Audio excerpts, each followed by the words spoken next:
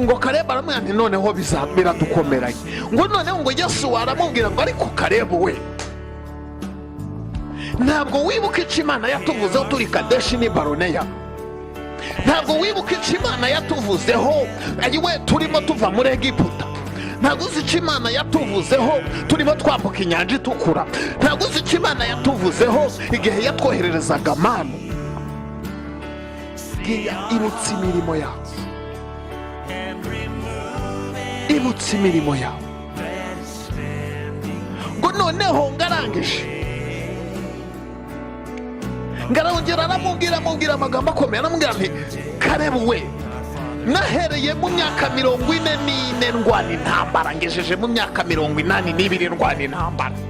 Ndogenda afashijwe, intambara zose narazirwanye nkazirwana kuko Uwiteka ari muri njye. Buretse kubwira korona ngo nigende, ahubwo saba Imana ikongerera imbaraga yo kunesha korona. Usaba Imana iguha imbaraga yo kurwanya iki cyorezo. Yewe leta nivuga agapfukamunwa kambare, nivuga gukaraba intoki, karaba intoki, ukaraba intoki mu mbaraga y'Imana. Ni wakaraba intoki uvuge ngo Mana niki ndakigushimiye. Itari yaza wakarabaga kangahe mu ntoki?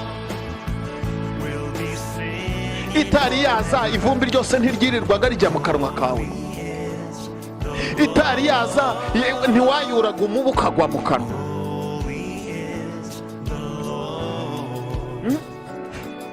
Itari yaza yewe mugabo nkuriki, itari yaza wajya gubasha kuvuga ngo nanjye reka basi nicare mu rugo icyumweru cyose ntange keya ku muryango?